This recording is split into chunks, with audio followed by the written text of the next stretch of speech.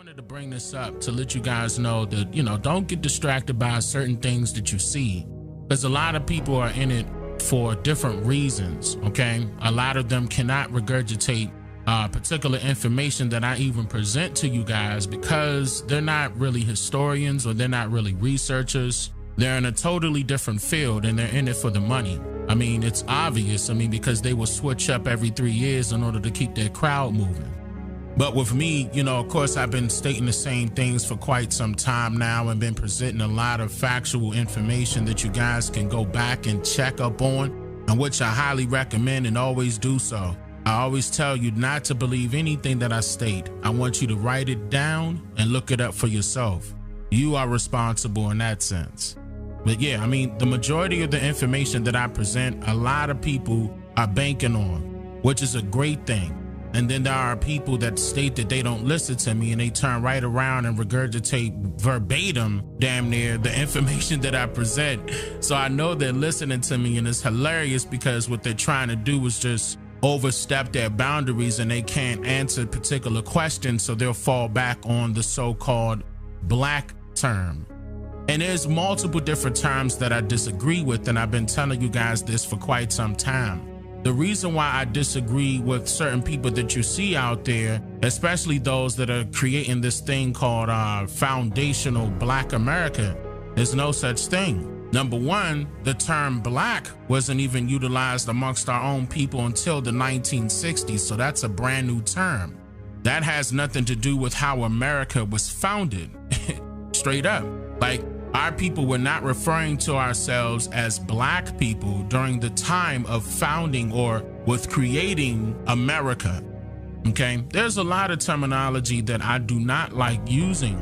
Okay, and I keep telling you guys this because it doesn't represent us. What it does represent, like when you use terms like black, what it does represent is that you're being comfortable with allowing strangers to call you whatever they want to call you.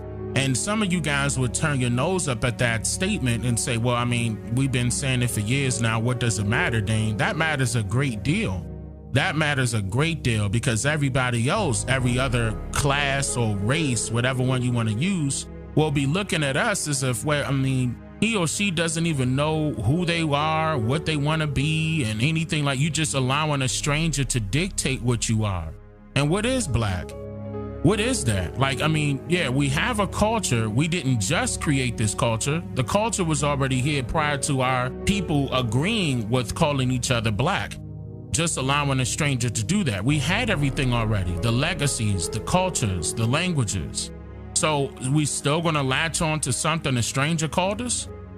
See, and what I'm trying to get people to understand is the way it's represented in law and the way it's represented by definition is stating that it's non-existent right now. So you can't lean on the fact that it's a color because nobody else is calling themselves or representing themselves by way of color. There's no such thing as brown Americans, yellow Americans.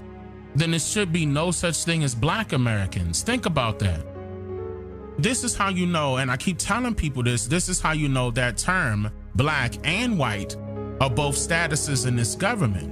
Because not all people who are labeled as white are of Caucasian descent, okay? You have East Africans, you have some West Africans, you have North Africans, you have Haitians, you have some people coming from South America being labeled as white, and we share the same skin complexion. This is how you know that terminology is a status. So when you turn around and label yourself as black, what does that mean? That means that you're null and void.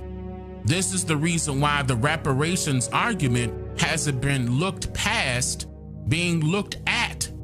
It didn't gradually go to a different step where it goes in motion because you're still referring to yourself as being non-existent. Reparations are not owed to black people because it wasn't black people in the 1800s. It did not exist then. Prior to the 1900s, you're not going to see that terminology. And when they started using the term black, it was strangers using it. It wasn't us. Foreigners were using the term black. So why would you allow a stranger to dictate who you are? And then you want to turn right around and say, well, our ancestors founded America. That's true, but they didn't call themselves black. Well, Dane, what do we call ourselves? You call yourself who you are, meaning by your tribal affiliation, whatever tribe or family that your family was associated with. And see, there's another thing that a lot of people want to just, no, that's too much work and I don't want to do that. But you're being lazy again. You need to find out who you are instead of categorizing yourself by these generic terms that are basically social constructs that were created for you. And they're not working in your best interest. You're literally shooting yourself in the foot by stating that you're black.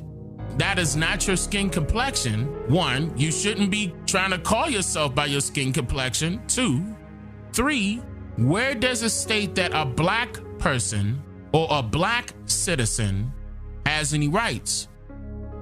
I dare anybody to look that up. You're not going to find it. It doesn't exist. And this is a public service announcement to those of you that feel comfortable with calling yourself these generic terms, these social constructs, but yet you want things to change, but you're not making changes for yourself right now. And then you want to turn around and call people like me who are letting you know that this is totally incorrect. You want to call us radical. Oh, he's against the people. I'm not against the people. I'm for the people. I wouldn't be stating this otherwise.